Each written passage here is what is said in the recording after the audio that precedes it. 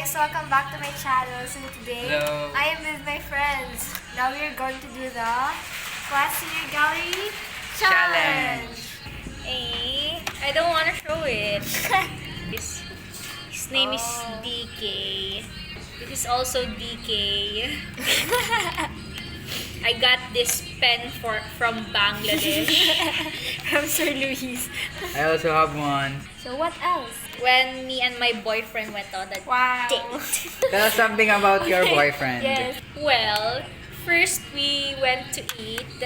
We ate Japanese noodles. It was very sweet and all. And then we went to buy clothes. We bought denim pants, yeah. Well, after that, we strolled around Esther while holding hands like this. Then we played in the arcade. We played shooting game. Wow. And he shot the villain's butt. In my heart, he scored. Okay. Then So, well, we watched this movie named Marychelle in Cell Number 7. Yes. It was very dark and romantic. After that, well, we also played Coin Dozzer, where you shoot coins, and he was very sweet. And we hugged like this. Yes, like that.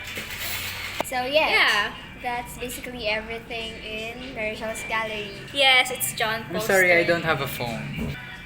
The first photo in my gallery is What? What do you mean? Show it to the cam. it's the same photo that she showed earlier, but without his boyfriend. I also have videos of you, but also without your boyfriend.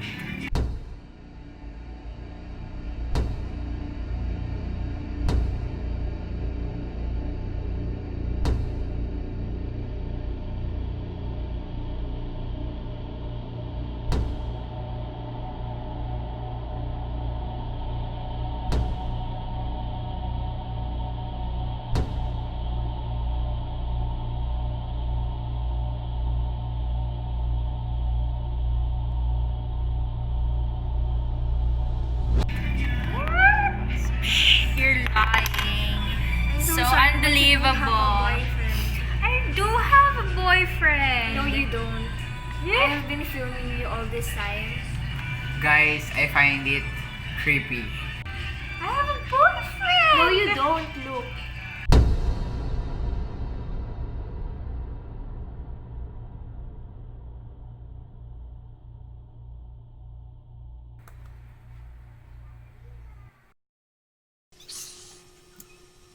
I thought they promised us those that will symbolize what Rebirth of freedom and contemporary era had.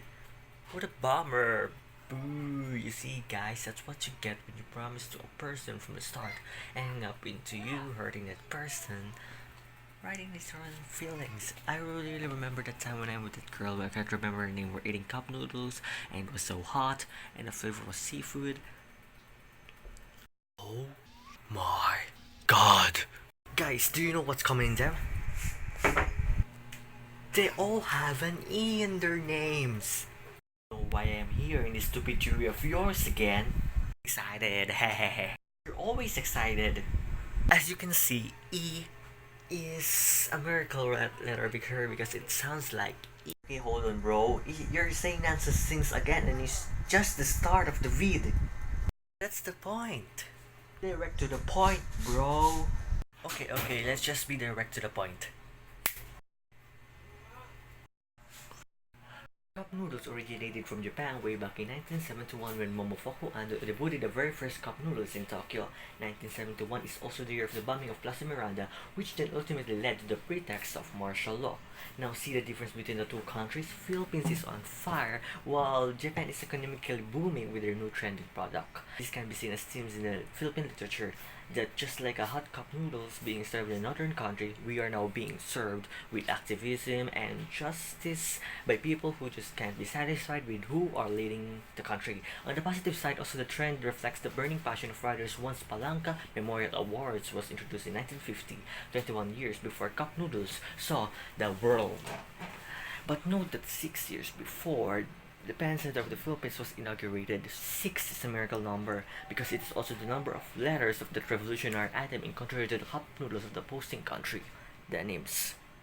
Imagine a society that is in the brink of revolution. Marcos had declared martial law at 7:18 p.m. on September 23, 1972, and it is to suppress increasing civil strife. Filipinos used the denim pants as cloth for revolution to oppress the government and seek for its freedom.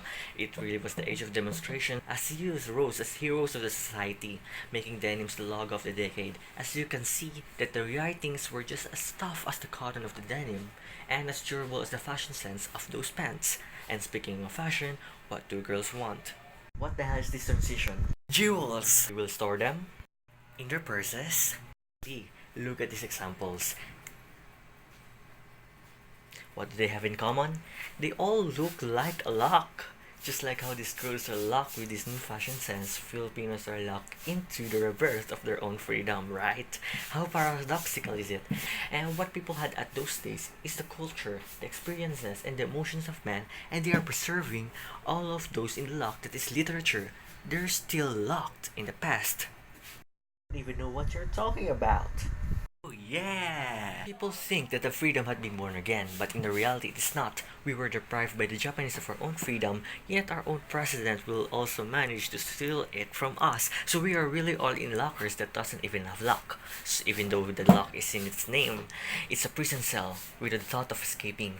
And that's when people finally manage to get out of that prison cell after a few years in the post-martial law era. 7:18 p.m. when Marcos declared martial law. 7:18 also refers to that date when President Cory Aquino delivered a speech during the joint session of the U.S. Congress, September 18, 1986. At that time, the country is 7 months free from the martial law that lasted for 14 years. The speech was intended to declare our freedom, but also ask Americans for financial assistance. Why? Because the Philippines' economy plummets down. It's like a coin when you drop it in a coin machine just full of other coins, but you're so unlucky that it did push other coins into your hands. So it was just a game, but with two sides. A game of luck and a game of skill. So a game of luck. Let's discuss the former, a coin machine if you may. If you're talking about the game of luck, the martial law had persisted in their minds of the authors and poets of the country as they adapted the experiences and political conflicts. Filipinos should owe the contemporary writings to the experiences of the early Filipinos, for this had been the foundation of not just the society now, but also the literature that we had been reading and writing today. One is the game of skill. You think that you really are holding a gun, but it turns out it's just a game. Just like what happened after martial law, everyone thought this was the end, that peace is now attained, but what we thought is that it never ends. Just like in a shooting game, that will never be an ending unless you broke the game by playing for a couple of hours, right? The society will always be an aftermath of martial law, and it has been that way. There's still abuse, social classes, and social injustice. Yes, it may be a game of skill for the authors, but it's also a game of skill for the readers because they are the main consumers here. Everything boils down to what the reader perceives about the society. Will it be blinded by the reality imposed by the government or be deafened by the voices of the writers? Another side of the two coins, eh? After all, everything is just a part of the game. Wait. You're saying that there are tokens, and if you had all of them, you can be God? That's right! How can you prove it? I just told you, do you want me to repeat all of it? How did you do? Wow! Do it again! Oh! What? And no, stop it. I think you just broke the game. Oh, someone already broke the game. Oh, what happens when you broke the game? You will broke the game when you get all the tokens. TF, so you're saying that Marychelle already broke the game? I also thought, what if the real antagonist here is not the government itself, not the NPCs though. The real antagonist is no other than...